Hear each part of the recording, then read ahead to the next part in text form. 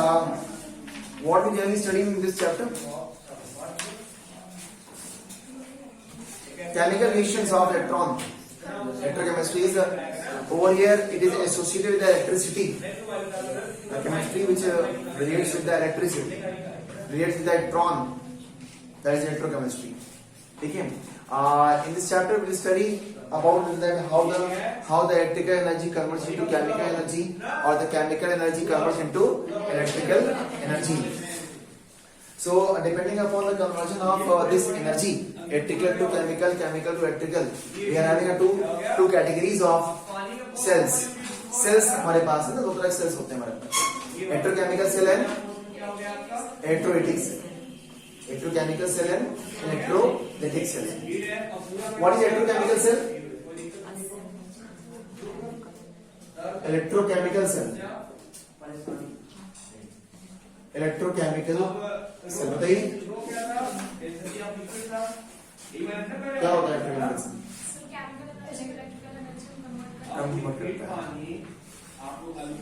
cell? Cell which converts chemical energy to electrical energy. Converts chemical energy into electrical energy. उसी के साथ हमारे पास है दूसरा है इलेक्ट्रोलिटिक सेल. इलेक्ट्रोलिटिक सेल ये क्या होता है?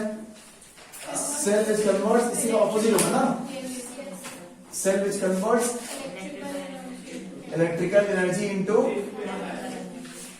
केमिकल एनर्जी, ये होता है. हालांकि बहुत डिफरेंसेस होते हैं इनके बीच में, सिर्फ यही डिफरेंस नहीं होता, कई डिफरेंसेस हैं, इसके बारे में हम स्टडी करेंगे. ठीक है. तो ये जो सबसे पहले हम लोग को स्टडी जो करना रहता है वो हम लोग स्टडी करना होता है इलेक्ट्रोकेमिकल सेल के बारे में. ठीक.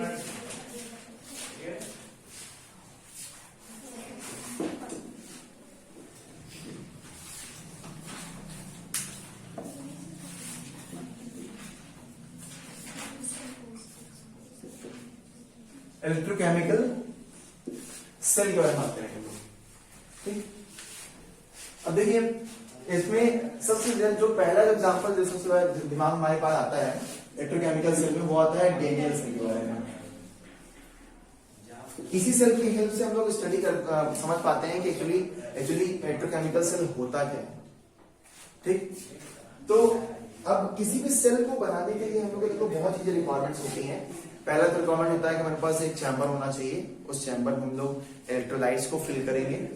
ठीक है, चैम्बर, और उसमें इलेक्ट्रोलाइट्स को फिल करेंगे. दूसरा हमारे पास इलेक्ट्रोड्स होना चाहिए, कैथोड और एनोड की तरह जो काम करेगा. ठीक. और उसके बाद हमारे पास सॉल्ट ब्रिज होना चाहिए. इलेक्ट्रोकेमिकल सेल में सॉल्ट ब्रिज होता है जो दोनों हाफ सेल्स को कनेक्ट करता है. दो हाफ सेल्स होती है, दोनों कनेक्ट करने का काम करता है. ठीक. तो चलिए कर ले. तो डेनियल सेल के बारे में कोई बताएगा? जल्दी से सेल को समझ लेते हैं क्या होता है, कैसे होता है. डेनियल सेल में दो कोई भी इलेक्ट्रोकेमिकल सेल लेंगे तो दो हाफ सेल्स होती हैं. उसमें दो हाफ सेल्स, ये सेल्स आपस में अलग अलग भी हो सकती हैं और एक चैम्बर के अंदर दोनों फिक्स हो सकती हैं. भाई जब आप मार्केट से बैटरी लेके आते हैं, कुछ सेल लेके आते हैं, तो अलग अलग थोड़ी ना रहता है कि भैया एक हाफ सेल हस्बैंड लेके जाएगा और एक हाफ सेल वाइफ लेके जाएंगे. जब दोनों लेके जाएंगे तो शॉर्ट में लगाएंगे तो करंट होगा, तब करंट आएगा. ठीक है.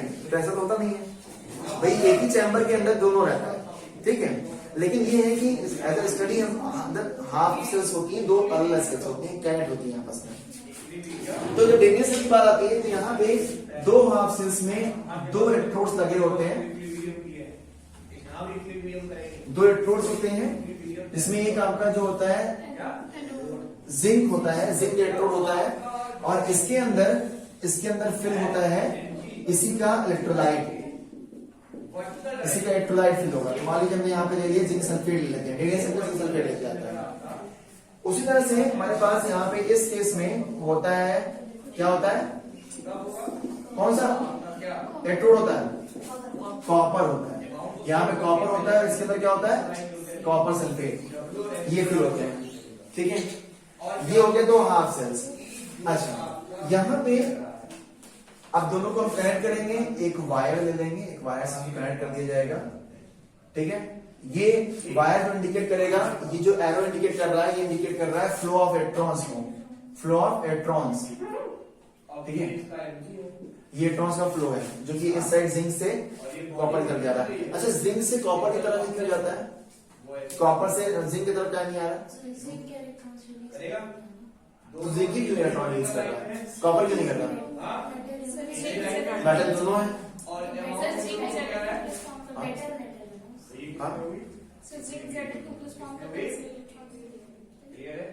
तो कॉपर ने कौन सा गुना किया? वो भी बना दे कॉपर टू प्लस यहाँ कंपैरिजन की बात हो जाती है कि दो मेटल में अगर इलेक्ट्रोकेमिकल सीरीज की बात करेंगे तो इलेक्ट्रोकेमिकल सीरीज में जिंक जो होता है वो कॉपर से ऊपर होता है।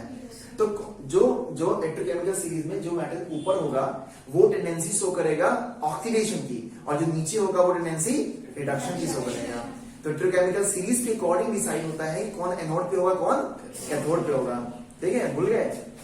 तो ये तो जिंक जो होता है कॉपर से बेटर मेटल है, तो ये ऑक्सीडेशन में जाएगा और ये रिडक्शन में चला जाएगा। कंपैरेबल बात हो जाती है। चलो, तो ये हो गया हमारे पास। हमने एक वायर लगा दिया जिससे इलेक्ट्रॉन फ्लो कर रहा है, ठीक। अच्छा, यहाँ पे आपका ये जो होगा ये एनोड की तरह बिहेव करेगा और ये आपका कैथोड की तरह बिहेव करेगा, ठीक। अब ये कनेक्ट नहीं हुआ है, अब इसको हम कनेक्ट करेंगे सॉल्ट ब्रिज लगा के। यू शेप ट्यूब होता है जिसमें एक इनर्ट इलेक्ट्रोलाइट फिल होता है, ठीक है। इनर्ट इलेक्ट्रोलाइट इसमें एक फिल रहता है, यू शेप ट्यूब का होता है ये, ठीक। अब इसमें आप केसीएल फिल कर सकते हैं, कुछ भी आप फिल कर सकते हैं इसमें। ये सॉल्ट ब्रिज है आपका, ठीक है, अंडरस्टूड। तो ये यू शेप ट्यूब रहेगा जो कि दोनों हाफ सेल्स को आपस में कनेक्ट करेगा। जब ये कनेक्ट हो जाएगा तो अब आपका ये रिएक्शन स्टार्ट हो जाएगा, सेल आपका स्टार्ट हो जाएगा काम करना, ठीक। इसमें एक और वायर होगा जो कि इंडिकेट करेगा पोटेंशियल को कि कितना पोटेंशियल जनरेट हो रहा है। पोटेंशियल किधर से मूव करेगा? इस तरह से, ये डायरेक्शन रहेगा इसका पोटेंशियल जनरेट होने का, ठीक। तो देखिए, अब ये सॉल्वेंट कनेक्ट हो चुका है, अब ये रिएक्शन यहाँ पे स्टार्ट होगी। जब रिएक्शन स्टार्ट होती है कैसा होता है? सबसे पहले होता है ऑक्सीडेशन, उसके बाद होता है रिडक्शन। रिडक्शन पहले नहीं होता, ऑक्सीडेशन पहले होता है, फिर आपका रिडक्शन होता है। तो जब एनोड ऑक्सीडेशन करेगा तो कैसे करेगा? तो ये एनोड में कौन सी रिएक्शन होगी? एनोड पे जो रिएक्शन होगी वो कौन सी होगी? जिंक जो होगा, हाँ, जिंक जो सॉलिड के फॉर्म में प्रेजेंट है, यहाँ पे सॉलिड फॉर्म में है, ये Zn2+ और ये 2 इलेक्ट्रॉन रिलीज कर देगा। ये जिंक आयन जब बनेगा, ये जिंक आयन आ जाएगा सॉल्यूशन के अंदर, ये जिंक आयन सॉल्यूशन के अंदर आ जाएगा, ठीक है। और इलेक्ट्रॉन्स इसी के ऊपर इकट्ठा हो जाएंगे, इलेक्ट्रॉन्स इसी के ऊपर इकट्ठे हो जाएंगे, एक्युमुलेशन होने लगेगा। जिंक आयन तो सॉल्यूशन में चला आएगा, लेकिन इलेक्ट्रॉन जो रहेगा वो इसी इलेक्ट्रोड के ऊपर इकट्ठा रहेगा, और फिर वो धीरे धीरे इसकी तरफ मूव करना शुरू करेगा, इसकी तरफ कैथोड की तरफ मूव करना शुरू करेगा, ठीक है, अंडरस्टूड। तो यहाँ पे जिंक आयन सॉल्यूशन में आता है। अब इधर आइए, यहाँ होगा रिडक्शन। यहाँ क्या होता है? यहाँ पे जस्ट उल्टा चलता है वो चीजें। जैसे यहाँ पे आयन सॉल्यूशन में आ रहा है, यहाँ पे सॉल्यूशन से आयन इलेक्ट्रोड पे जाएगा, तो मतलब यहाँ पे कॉपर आयन ऊपर की तरफ जाएगा। देखिए, इसके अंदर जिंक आयन और सल्फेट आयन प्रेजेंट है, क्योंकि इसमें आपने जिंक सल्फेट इलेक्ट्रोलाइट लिया है। यहाँ पे कॉपर आयन और सल्फेट आयन प्रेजेंट है क्योंकि आपने कॉपर सल्फेट लिया हुआ है। तो कॉपर आयन यहाँ से निकल के इलेक्ट्रोड पे जाएगा, ठीक है, अंडरस्टूड। अच्छा, अब यहाँ पे होगा रिडक्शन। रिडक्शन में देखिए कैसे होता है, कैसे रिडक्शन होगा कैथोड पे। अब यहाँ पे जो कॉपर आयन है, कॉपर आयन जो इलेक्ट्रोड पे जा रहा है, ये क्या करेगा? ये इलेक्ट्रॉन लेगा। कौन सा इलेक्ट्रॉन? ये जो इलेक्ट्रॉन्स यहाँ से मूव करके इसके पास आ रहे हैं, ये इलेक्ट्रॉन्स ये लेगा और ये रिड्यूस होके कॉपर सॉलिड बन जाएगा, और कॉपर सॉलिड बन के ये इसी के ऊपर इकट्ठा हो जाएगा। मतलब यहां से कॉपर आयन इसके ऊपर जाके कॉपर सॉलिड के फॉर्म में जाके वो इकट्ठा हो जाएगा, एक्युमुलेट हो जाएगा। अच्छा, क्योंकि कॉपर आयन इसके ऊपर एक्युमुलेट होता है, इकट्ठा हो जाता है, इसलिए ये पॉजिटिव चार्ज का हो जाता है, और धीरे धीरे पहले तो ये पॉजिटिव चार्ज बना रहता है इसको, तो ये आपका हो जाएगा पूरा नेगेटिव चार्ज का और ये हो जाएगा आपका पॉजिटिव चार्ज का। तो एनोड नेगेटिव होता है और कैथोड पॉजिटिव होता है। इलेक्ट्रोकेमिकल सेल में पूरी कहानी बदलती है इलेक्ट्रोकेमिकल और इलेक्ट्रोलाइटिक में। ये माइनस और ये क्योंकि यहाँ पे इलेक्ट्रॉन्स एक्युमुलेट हो रहे हैं और यहाँ पे copper ion positive charge accumulate हो रहा है। वो धीरे धीरे कन्वर्ट हो रहा है किसमें, कॉपर सॉइड में कन्वर्ट हो रहा है धीरे धीरे। ठीक है, तो ये एक्युमुलेशन ऑफ चार्जेस की वजह से ये माइनस और प्लस हो जाता है। अंडरस्टूड? ठीक है, इतना समझ में आया कैसे हुआ पूरा? तो ये रिएक्शन एनोड पे ऑक्सीडेशन होगा, कैथोड पे रिडक्शन होगा, इस तरह रिएक्शन होता है। चलिए अब आगे चलते हैं। अब जैसे जैसे कॉपर आयन यहाँ पे जाएगा, यहाँ पे कॉपर आयन की कंसंट्रेशन कम हो जाएगी, सल्फेट आयन ज्यादा हो जाएगा। इस केस में जिंक आयन आ रहा है, नीचे आ रहा है, तो यहाँ पे जिंक आयन की कंसंट्रेशन ज्यादा हो जाएगी और सल्फेट आयन कम हो जाएगा। तो मतलब एक तरफ कम हो जाए, एक तरफ एक आयन कम हो जा रहा है, एक तरफ एक आयन बढ़ जा रहा है। ठीक है, जैसे यहाँ पे चार्ज कौन सा ज्यादा रहेगा, माइनस रहेगा, यहाँ माइनस ज्यादा रहेगा और यहाँ पे प्लस ज्यादा रहेगा। तो जब ये माइनस प्लस जब न्यूट्रलिटी जब मेंटेन नहीं होगी ना, तो सॉल्ट ब्रिज के रास्ते से ये आयंस आपस में मूव करेंगे। और कौन सा आयन मूव करेगा इसमें, कॉमन आयन। कॉमन आयन कौन है यहाँ पे, कॉमन आयन कौन है इन दोनों में, कॉमन आयन कौन है दोनों में, यहाँ पे कॉमन आयन कौन है बताइए? सल्फेट है ना, सल्फेट ही तो है ना, सल्फेट आयन कॉमन है ना, तो यही सल्फेट आयन क्या करेगा, इस सॉल्ट ब्रिज के थ्रू मूव करना शुरू कर देगा, ताकि ये दोनों में न्यूट्रलिटी मेंटेन रखे। जब तक सॉल्यूशन मेंटेन रहेगा तब तक वो रिएक्शन होती रहेगी। जब तक अगर एक समय पे जहां जब ये मेंटेन नहीं हो पाता है तो फिर रिएक्शन रुक जाएगा और बैटरी खत्म, पावर खत्म। जब लाइट जब कटती है तो यही तरह से काम करती है बैटरी ना, ऑक्सीडेशन रिडक्शन होता रहता है, इलेक्ट्रिसिटी प्रोड्यूस होती रहती है। ठीक है, जब तक ये मेंटेन करता रहेगा सॉल्ट ब्रिज, जब तक ये रिएक्शन होती रहेगी तब तक वो हमें पावर देता रहेगा। जहां पे पावर खत्म उसे कहां जाएगा, फिर से मतलब वो डिस्चार्ज हो जाएगा। ठीक है, क्लियर है? अच्छा, ये तो समझ में आ गया कि भाई अब कैसे कैसे कौन काम करता है। पोटेंशियल कैसे जनरेट होता है, पोटेंशियल का जनरेट होने का क्या रीजन होता है, कैसे होता है? पोटेंशियल जनरेट होता है यहाँ से, जब जिंक आयन इसके अंदर आता है,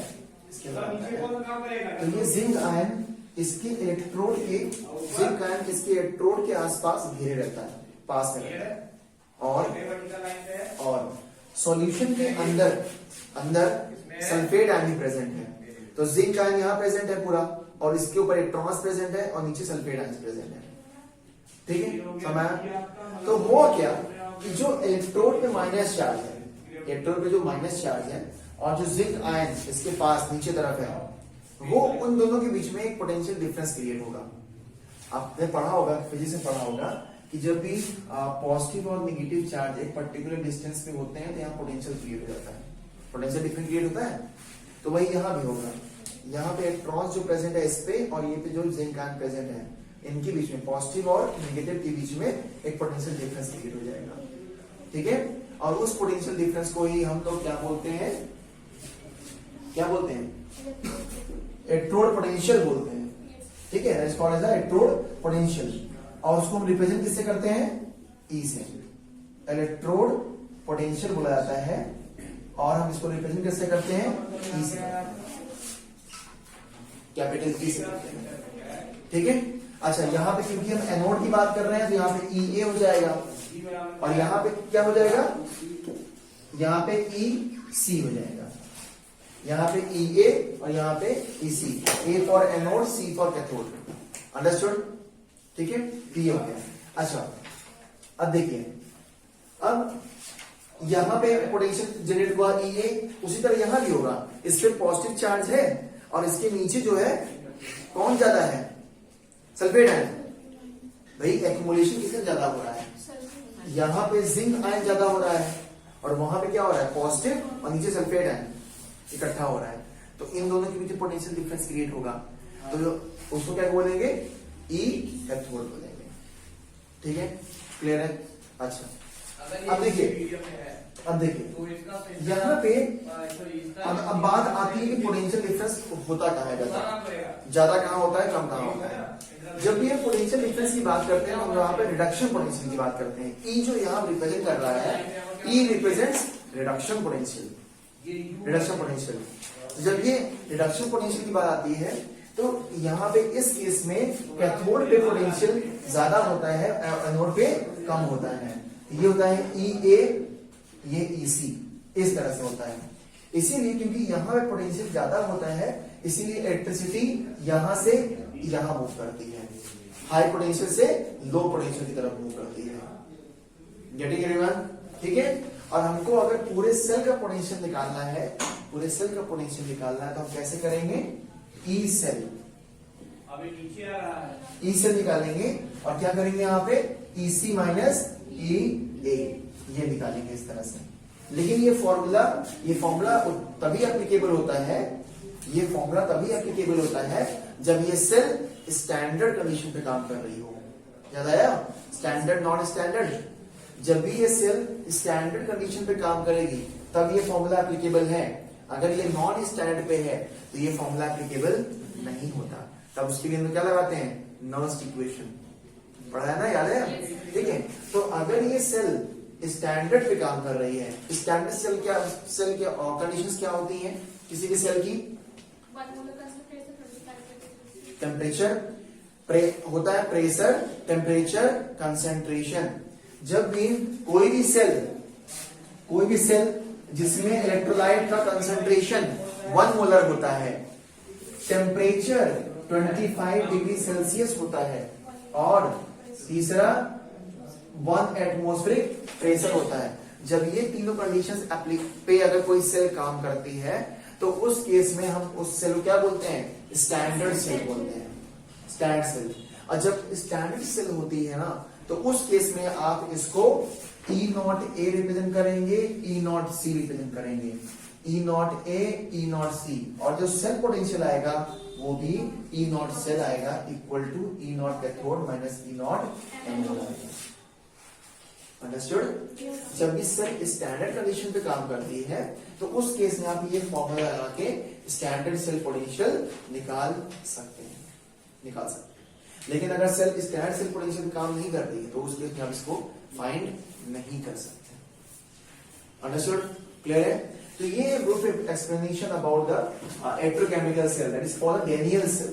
डेनियल सेल क्या है ये पूरा, इसमें आपका जिंक ये है और यहाँ पे ये आपका कॉपर इलेक्ट्रोड है, इस तरह से। क्लियर है? ठीक है। तो इस तरह से पोटेंशियल डिफरेंस क्रिएट होता है दो चार्जेस के बीच में, यहाँ पे और यहाँ पे। ई जो है यहाँ पे, ये है आपका reduction potential, E is reduction potential, whereas E naught is standard reduction potential, standard reduction potential आता है। ठीक है? Understood? तो ये हो गया।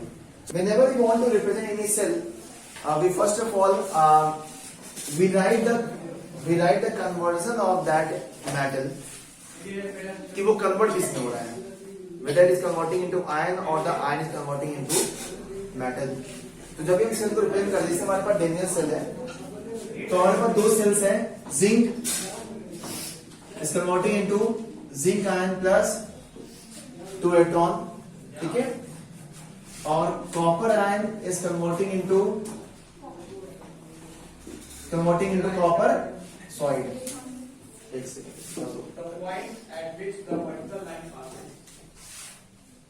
Copper ion plus 2 electron converting into copper soil.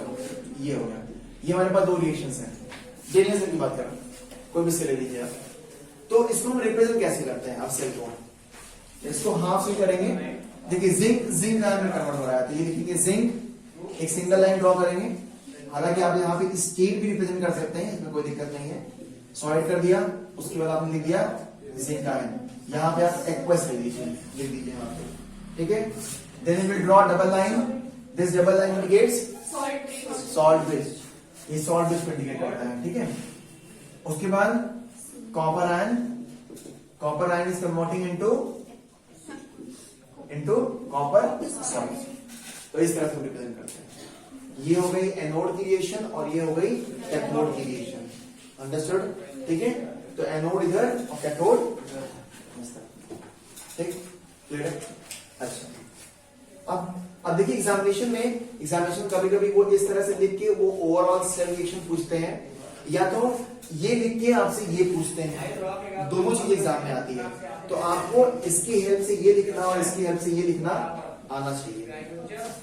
ठीक है, क्लियर है? अच्छा, अब आपको ओवरऑल सेल रिएक्शन भी लिखना होता है, तो ओवरऑल सेल रिएक्शन कैसे लिखते हैं वो भी लिख लीजिए। जब आप इन दोनों को सॉल्व करेंगे तब ये जाके ओवरऑल सेल रिएक्शन आएगी। Zinc is converting into zinc ion plus 2 electron, copper ion 2 electron copper. ठीक है, ये है ना हमारे पास, तो उसको हम ऐड कर देंगे, दोनों सेल हाफ सेल्स को ऐड कर देंगे। ठीक है, अब देखिए यहाँ पे जब ये इनको ऐड करेंगे तो आप इसी का ध्यान रखिएगा कि इलेक्ट्रॉन्स इग्नोर हो जाने चाहिए, इलेक्ट्रॉन्स कट जाने चाहिए। यहाँ 2 है, यहाँ 2 है, दोनों काट दीजिए। और अगर नहीं है अगर बराबर नहीं है, तो जैसे मैथ्स में आप इक्वेशन सॉल्व करते हैं, लीनियर इक्वेशन सॉल्व करते हैं, उसमें एक वेरिएबल को उड़ा देते हैं और एक वेरिएबल को रख के आगे सॉल्व करते हैं। ठीक है, तो आपको यहाँ उड़ाना है, क्या उड़ाना है? इलेक्ट्रॉन्स को इक्वेट करके उसको माइनस कर दीजिए, आप जोड़ दीजिए।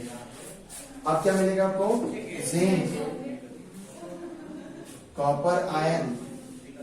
ठीक है, आरएचएस में क्या रहेगा? जिंक आयन प्लस कॉपर, ये। ठीक है, तो इस तरह से आपको इस रिएक्शन को देख के भी आपको इंफॉर्मेशन क्लियर हो जानी चाहिए कि जिंक कन्वर्ट हो रहा है जिंक आयन में, और कॉपर कन्वर्ट हो रहा है, कॉपर आयन कन्वर्ट हो रहा है कॉपर में। ठीक है, क्योंकि एग्जामिनेशन में कभी कभी ये भी लिख के देते हैं, वो ओवरऑल सेल रिएक्शन लिखेंगे और आपसे कहेंगे कि दोनों हाफ सेल से रिएक्शन लिख के दिखाइए, दोनों हाफ रिएक्शन एनोड और कैथोड लिखिए। तो आपको ये देख के भी आपको मालूम हो जाना चाहिए कौन किस में कन्वर्ट हो रहा है। तो जिंक कन्वर्ट हो रहा है जिंक आयन, इसका मतलब 2 इलेक्ट्रॉन लूज कर रहा है, और कॉपर आयन कन्वर्ट हो रहा है कॉपर में, इसका मतलब 2 इलेक्ट्रॉन गेन कर रहा है। सिंपल। ठीक है, और ये जो इलेक्ट्रॉन्स का लॉस और गेन होता है, यहाँ पे यही होता है एन फैक्टर।